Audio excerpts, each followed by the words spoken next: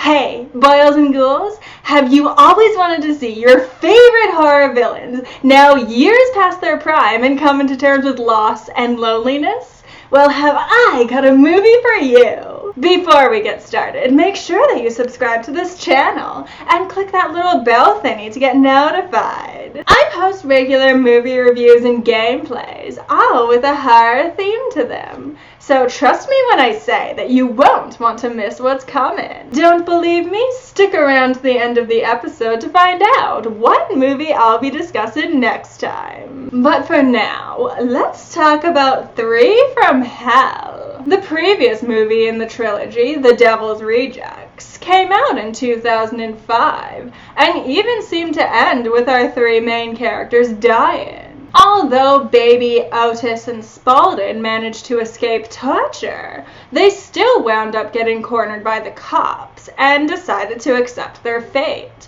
going out guns blazing rather than continuing to run forever. I've also seen some interpretations that the end of The Devil's Rejects is them accepting death, because being tortured themselves has forced them to realize that they've been the bad guys all along. But I don't know how much stock I put into that explanation. To me, the end of The Devil's Rejects felt like nothing more than inevitable. These people were always going to die in a shootout with the cops, because they are just too spiteful, proud, and quite simply crazy to do anything else. The best that they could have done was delay it, but it was going to happen either way. But then Three from Hell came along and said, hey, what if they didn't die? Apparently, after the cops shot them about 1,000 times each, they managed to get them medical attention in time, and all three of them lived, just to send them all to prison. It's revealed through media coverage that while the trial was going on, the three of them earned a sort of celebrity status,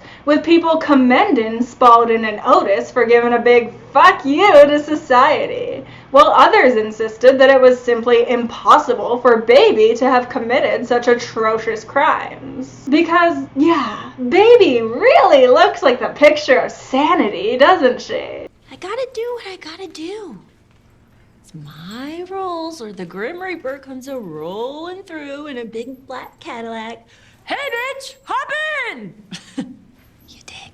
The main reason why I wanted to mention this is that it did bring up some real-world parallels that I guess have always kind of been there for this franchise. They just remain subtext until now. Namely, people who do idolize and look up to serial killers, because they do actually exist. It's always this fine line when it comes to true crime communities, because there are people who are simply fascinated with the gruesomeness and depravity that can exist in the world. But then there are other people who say things like, man, didn't Manson have the greatest ideas? Or, yeah, Dylan Klebold couldn't possibly have been responsible for the Columbine shooting. He was just too sweet and innocent.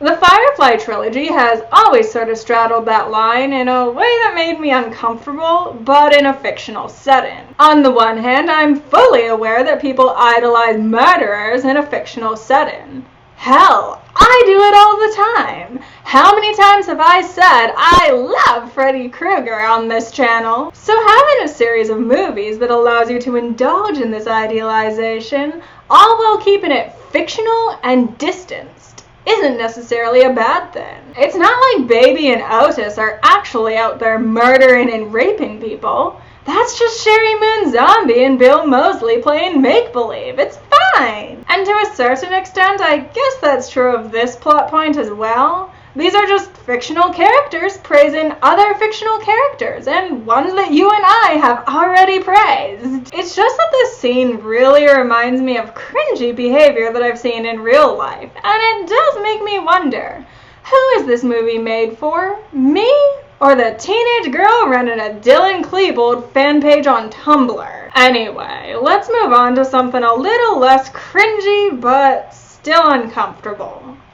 Captain Spaulding and the 5 minutes of screen time he gets in this movie, if I'm being generous. This movie is called 3 from Hell, and if you've seen The Devil's Rejects, you probably expect those 3 to be Baby, Otis, and Spaulding. But Sid Haig was dealing with a lot of health issues at the time of filming, and 5 days after the movie's release, he unfortunately passed away. Because of this, Zombie realized that Sid Haig couldn't commit to making a full movie. But Lionsgate Entertainment wouldn't let Zombie make the movie without including Captain Spaulding in some way. So Zombie rewrote the entire script, removing Spaulding as one of the 3 and replacing him with some random guy. We'll get into that in a little bit. And Sid Haig appears for a couple of minutes to perform an interview in prison before the media coverage informs us that he got the death penalty. Funny how he was the only one. Baby and Otis just got life in prison, despite the fact that they were the ones that held a group of people hostage. Oh, well, Spaulding was absent. I can see Baby getting let off a little easier because the legal system does seem to favor beautiful white women. But what about Otis?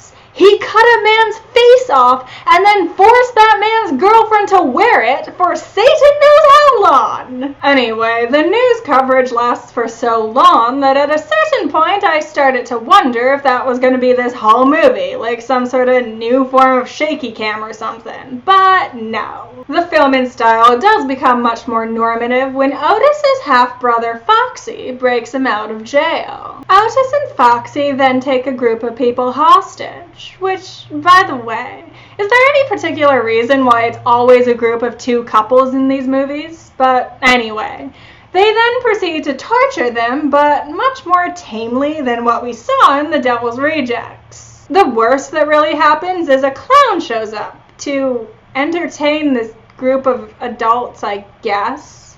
But Otis threatens to murder him if he can't make him laugh. The clown tells a few bad jokes and ultimately succeeds in making Otis laugh when he wets himself in fear. But Otis shoots him anyway. I honestly felt that the whole clown bit was a missed opportunity. When Otis asked him to make him laugh, I figured that the way to tickle his funny bone would be something incredibly violent, like maybe they would force him to torture one of the hostages. But no, he just gets shot.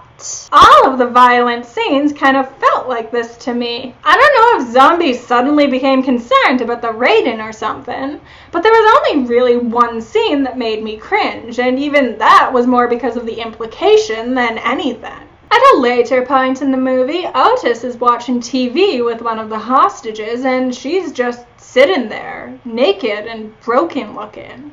And just the thought of what Otis had done to her off screen was enough to make me uncomfortable. But compare that to the previous 2 entries. The violence in The Devil's Rejects was raw, drawn out, and gritty. The violence in House of a Thousand Corpses was campy and weird sometimes, but most certainly imaginative. Here, the violence is just sort of there. And considering that a lot of this movie's audience will be tuning in for that violence, that's a real problem. Anyway, as it turns out, the reason why they're holding back is because one of the hostages is actually the warden at the prison where Baby is being kept, and they want to use him to break her out. The plan succeeds, the 3 of them are reunited, but there's one little problem. Baby's time in prison has driven her completely insane. Well, insaner. She has a very hard time refraining from killing people or hiding it when she does, making her a very dangerous person to take along with them. And despite this, Otis refuses to leave her behind, and the 3 of them decide to go to Mexico, because that is exactly what you do in these types of movies. In Mexico, they party, have a great time, and Otis and Baby even have a little heart-to-heart about people who are gone now. It's actually weird to see in retrospect, because even though Sid Haig was still alive when this scene was filmed, he's not now, making this whole thing feel like a tribute to him. But it also draws attention to the fact that this movie is clearly missing something. They should have changed the name or something. It's painfully obvious that Foxy wasn't supposed to be here. He's just a last-minute addition to fill the void that Sid Haig left behind. This movie doesn't add anything new to the Firefly mythology. It isn't as brutal as The Devil's Rejects, and it doesn't work as an homage to classic horror movies like House of a Thousand Corpses did. The only reason it exists is to bring these characters back, to give you one last chance to enjoy them before it's too late. But it can't even do that, because 1/3 of the cast is missing. You get to see Otis and Baby, sure, and they're as great as ever. It is touching to realize how much these characters care about each other when they really don't care about much. And their interactions with one another are usually pretty sweet. You can really tell that these actors have known each other for a long time. They have great brother-sister chemistry going on. It just isn't enough to distract from the film's glaring faults, the most obvious of them being the lack of plot, the lack of Spalding, and quite simply the fact that it's just not as good as the previous entries. Why would I watch this when I could watch House of a Thousand Corpses or The Devil's Rejects instead? If you're a die-hard fan of these movies, then you'll definitely get something from seeing these characters again, but there's no other circumstances under which I'd recommend this movie. Which is really disappointing, you know? I really enjoyed the last two movies, as much as you can enjoy movies like these. I've gotten very attached to these actors playing these characters, and if I had to see them go out, I wanted to see them go out right.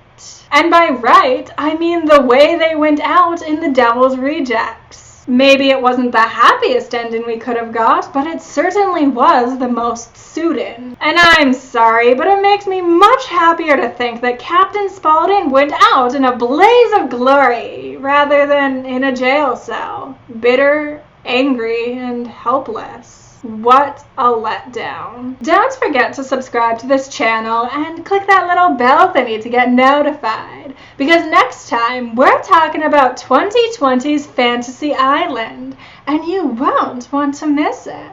Give this video a like if you enjoyed it, and while you're down there, why don't you leave me a comment? Let me know what your favorite movie in the Firefly trilogy is. Thank you so much for watching, my pets, and I will see you next time. Love you.